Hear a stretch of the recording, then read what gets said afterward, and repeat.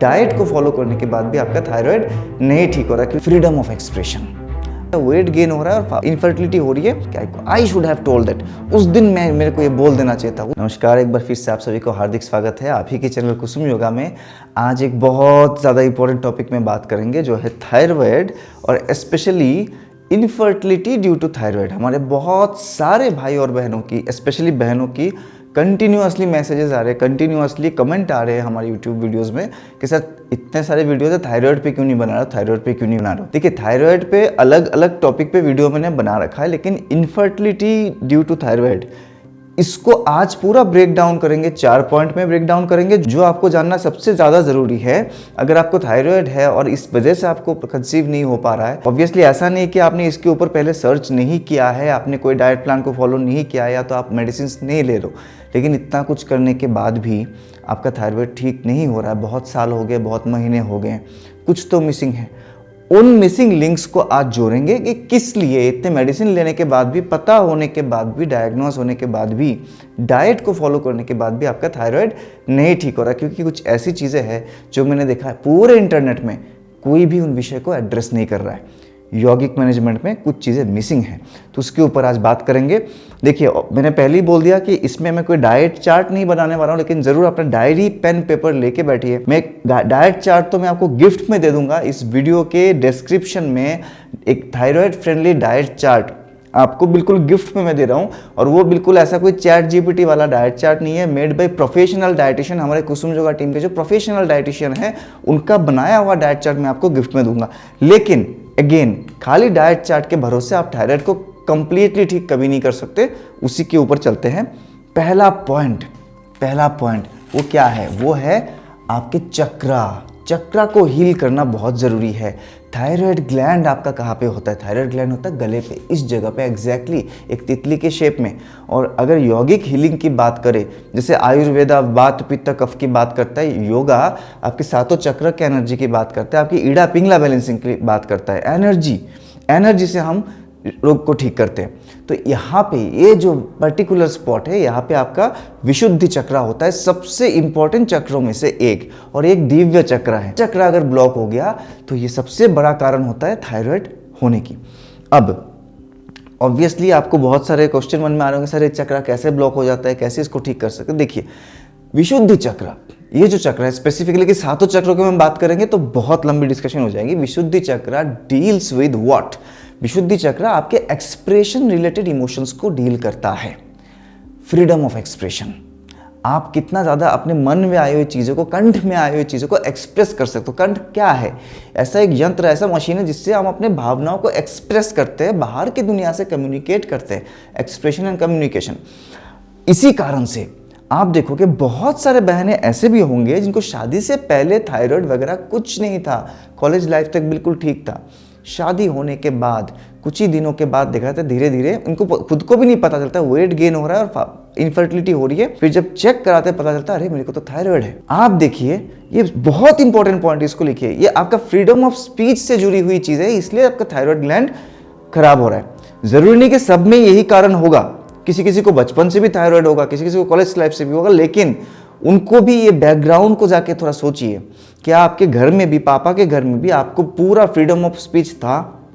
क्या घर में अपनी मम्मी पापा से या भाई बहन थे जिनके साथ आप डायरेक्टली खुल के कम्युनिकेट कर सकते थे?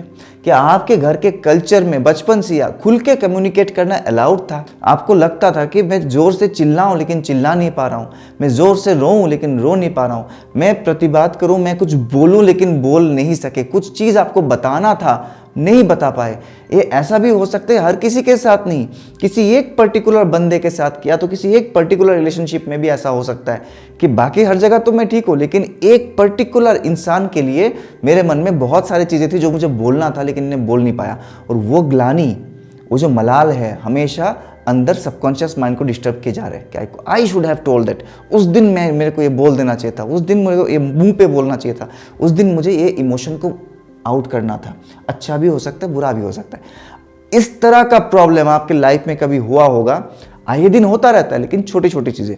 अगर कोई मेजर ऐसा कोई इंसिडेंट आपके साथ हुआ है या तो अभी भी डेली बेसिस में हो रहा है जो आपके माइंड को हम हर पल सता रहा है, आपके सबकॉन्शियस माइंड पे जाके प्रॉब्लम कर रही है कि काश मैं बोल देता, काश मैं बोल पाती। ये जो पर्टिकुलर इमोशन है, ब्लॉक्ड इमोशन, ब्लॉक्ड कम्युनिकेशन, ये आपके थायराइड को सबसे पहले खराब करता है, क्योंकि विशुद्धि चक्र पे इफेक्ट करता है, विशुद्धि चक्र को कमज़ोर कर देता है। होपफुली ये आपने बहुत नई एक चीज़ सीखी।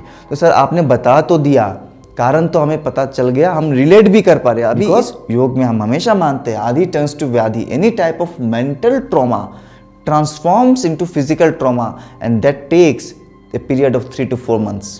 ठीक है, तो जब भी आपको थायराइड की शुरुआत हुई होगी उससे 3-4 महीने पहले से इस तरह का इमोशनल ट्रॉमा के थ्रू आप जा रहे थे। तो अब इससे निकलने का रास्ता क्या है? ताकि लेट इट गो। योगा में हम हमेशा बोलते हैं जाने दो, जाने दो, होने दो। हम हर किसी को जो भी हमारे साथ हो रहा है, जो भी हर दिन हम फेस कर रहे हैं, जो भी, या तो तुरंत उसको प्रतिवाद आपको करना होता तो कर देते।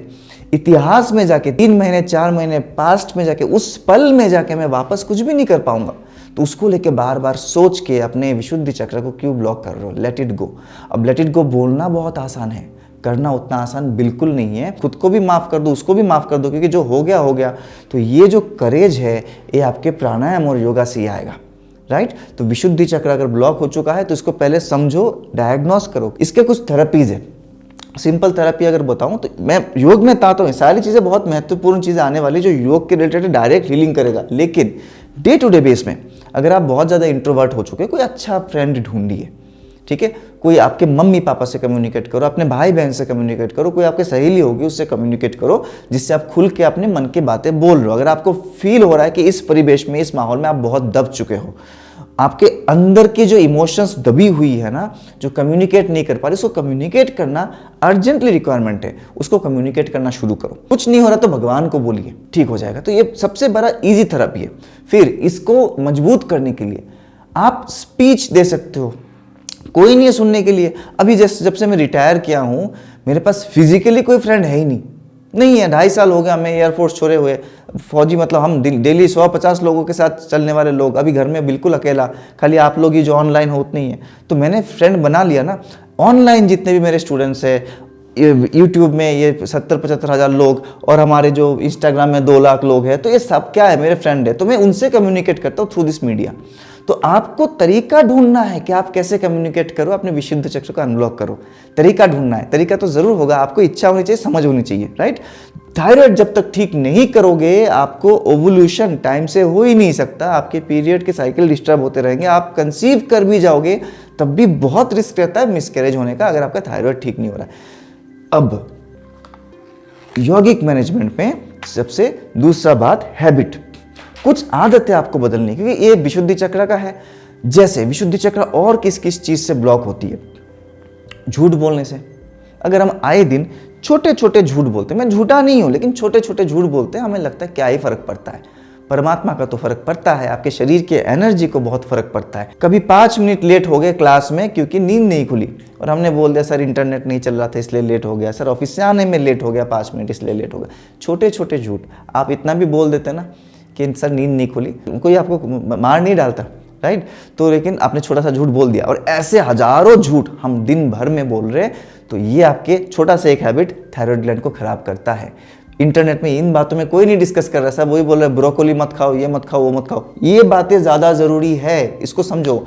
हैबिट में सडनली बहुत गर्म चीजों को पीना या तो बहुत ठंडे चीजों को पीना। कोई होता है इतनी गर्म चाय पीते ना, इतनी गर्म चाय कि मतलब अंदर के आते ही जल जाए, उनको गर्म ही चाहिए बहुत ज्यादा। नहीं करना है, थायराइड ग्लैंड डिस्टर्ब होता है, विशुद्धि चक्र डिस्टर्ब होता है, ठीक है? इस चक्र में ना माता सरस्वती का वास होता है, तो इसको इतना कष्ट मत दो। फिर फ्रिज से निकाल के डायरेक्टली ठंडा पानी पीना, अगेन इस चक्र को कष्ट होता है, थायराइड ग्लैंड को कष्ट होता है। इस हैबिट को सुधारो। झूठ बोलना, बहुत गर्म खाना, बहुत ठंडा खाना, ये आपको डे टू डे लाइफ में ध्यान रखना है। सेकेंडली, विशुद्धि चक्र का मतलब ही क्या हुआ? विशुद्ध, फिल्ट्रेशन, जो आपके शरीर में अच्छी चीज ही जाने दे, और शरीर से कुछ निकल रहा है तो अच्छा ही निकल रहा है। मतलब बातें जब भी बोलो सोच समझ के अच्छी बातें बोलो। फालतू में गाली गलौज करना, मतलब बिना मतलब के गाली गलौज, कुछ लोगों की तो आदत हो चुकी है, गाली गलौज बोली में आ चुका है बचपन से ही। ये चक्र डिस्टर्ब होता है। माता सरस्वती यहाँ पे बैठी हुई है और आप इसके थ्रू बार बार गंदे गंदे बातें बोल रहे हो, किसी का भला नहीं बोल सकते, तो ऐसे मत करो। हो सकता है आप जानबूझ के नहीं कर रहे हो, हैबिट बन चुकी है, मैंने लिखा ही है हैबिट, तो हैबिट को सुधारना है। जब भी बोलो अच्छा चीज बोलो, जब भी बोलो सच बोलो, ये हैबिट बहुत ज़रूरी है। इसके अंदर से भी कुछ गलत चीज़ दी जानी चाहिए, जैसे अल्कोहल, स्मोकिंग, शरीर के लिए, आपके प्राणिक बॉडी के लिए, आपके एनर्जी बॉडी के लिए बहुत बेकार चीज़ है, ठीक है। अगर ये आपका मंदिर है, यहाँ पे देवी का वास है, इसके थ्रू आप अल्कोहल को अंदर डाल रहे हो, इसके थ्रू आप स्मोक को अंदर डाल रहे हो, तो ये आपके खराब कर देगा पूरा, राइट।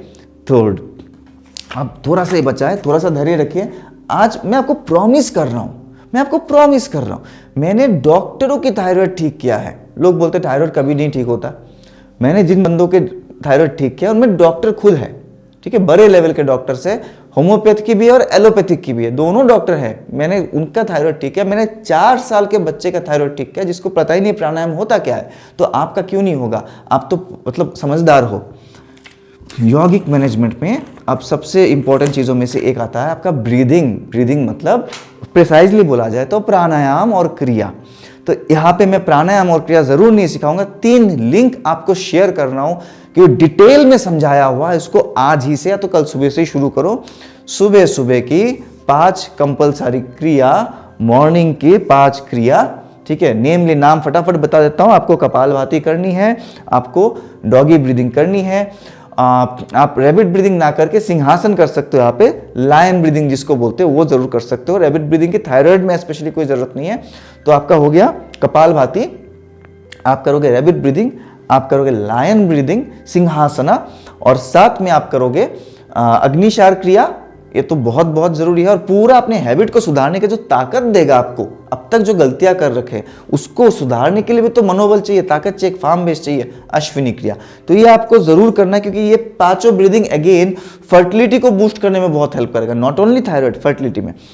साथ में शाम वाले जो ब्रीदिंग टेक्निक्स है वो भी है, पूरा रूटीन बना के वीडियो बनाई हुई, आधे घंटे की इवनिंग प्रैक्टिस जिसमें आपके भ्रामरी होगा, जिसके आपके 1:2 ब्रीदिंग होगा, इसमें आपका सुखद प्राणायाम होगा, अनुलोम विलोम होगा।